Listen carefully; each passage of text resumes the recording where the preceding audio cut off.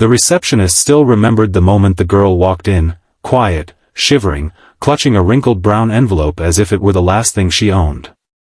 "I'm just returning this," she whispered. Across the lobby, the millionaire owner of the building burst into laughter, telling his friends, "People will do anything for attention." But that laughter didn't last long.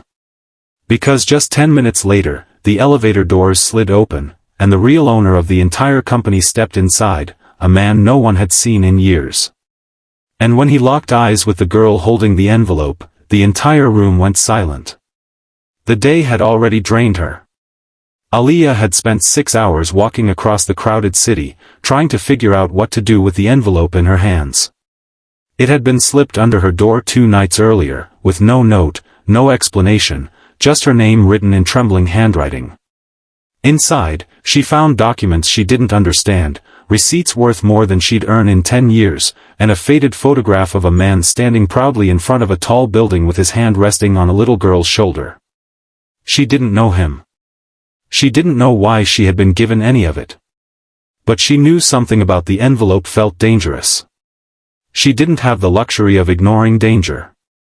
Life had already taken too much from her.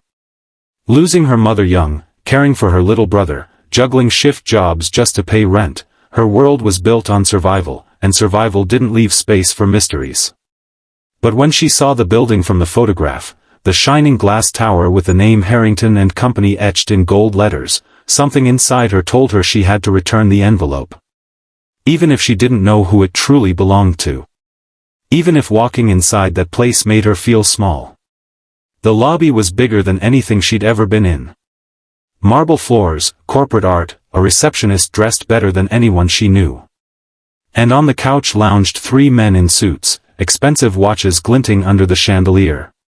The one in the center, the loudest one, was Mr. Daniel Harrington, self-appointed millionaire face of the company, famous for never working harder than he bragged about. Aliyah stepped forward. "Excuse me. I'm just returning this envelope." Daniel looked up, smirked, nudged his friends, and laughed far too loudly. "People off the street walk in with random envelopes every single week. Let me guess, you want a reward? A job? A picture? Security?" His voice echoed, and everyone looked at her. Heat rose to her cheeks but she didn't move. She just held up the envelope with both hands. "I don't want anything," she whispered. "It's not mine." His laughter grew. "Of course it's not." The receptionist tried to help, but Daniel waved her off. "No, let's see what our guest has for us today. Lost letter? Fake documents? A love note from someone who thinks this is a drama?" Aliyah felt her throat tighten. She hated scenes. She hated being watched. She wished she could run, but she couldn't, not when something inside told her that returning this envelope mattered. She kept her eyes low and said nothing. And then the elevator dinged. A simple metallic sound that shifted the entire room. Because the man who stepped out wasn't someone anyone had expected. He walked slowly, leaning slightly on a polished wooden cane, his silver hair tied neatly at the back. His presence was calm yet commanding, old strength that didn't need to prove anything. People straightened. Conversations died. Even Daniel stopped laughing. "Sir," the receptionist breathed, stunned. The man nodded politely and kept walking. His eyes scanned the room, until they landed on the envelope in Aliyah's hands. His steps slowed. His expression changed, just slightly, but enough to silence the entire lobby. "You," he said quietly. "Where did you get that?" Aliyah froze. She didn't know who he was, but he clearly knew the envelope. Daniel stood up fast, suddenly alert. "Sir, whatever she has, security can take care of." But the old man ignored him and came straight to her. People whispered. "That's him. After all these years. The founder, the real owner." Aliyah held out the envelope with trembling fingers. I'm just returning it." He didn't take it immediately. His eyes softened, and for the first time in years, a trace of emotion crossed his face. I never thought I'd see that again. And then, before anyone could understand what was happening, everything changed. Mr. Adrian Harrington had disappeared from the public eye almost 8 years earlier. Rumors said he retired after his wife passed away.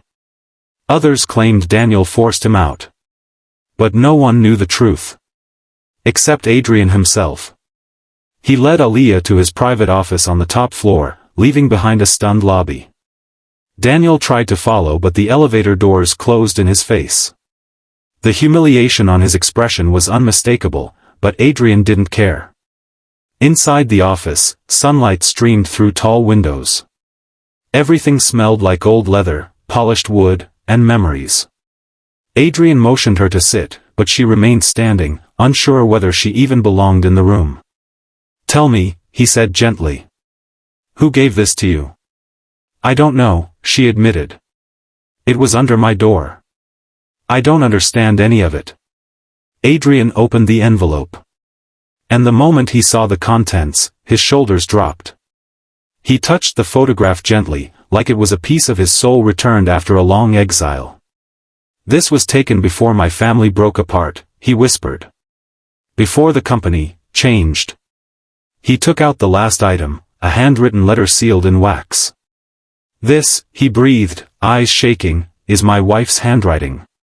Aaliyah looked at him in shock. "She wrote this before she died," he continued, voice breaking. "I thought it was lost forever." He carefully cracked the seal and unfolded the letter. The room fell into silence as his eyes scanned the words. Halfway through, he sat down heavily, the cane leaning against his chair. When he finally looked up, he stared at Aaliyah with a mixture of disbelief and grief. "My wife wrote your name." Aaliyah's heart stopped. "My name?" Adrian nodded slowly. He handed her the letter. "Read it." Her hands shook as she lifted the fragile paper. "If this letter ever finds you, Aaliyah, know that you have something I couldn't give my own family, truth. I trust you with it. Return the envelope to Adrian. He will know what to do." Aaliyah blinked rapidly. "How did she know me? I didn't even know she existed." Adrian closed his eyes. "Because your mother once saved her life." Everything inside Aaliyah seemed to collapse and rebuild at once. "My mother?" "Yes," Adrian whispered. "During the flood 15 years ago. She rescued my wife and refused any reward. My wife never forgot her. She always said, if one day the truth about this company needed protection, she would trust it to the daughter of the woman who protected her." Aaliyah felt tears rise, but she held them back. "What truth?" she asked softly. Adrian looked toward the window, jaw tightening.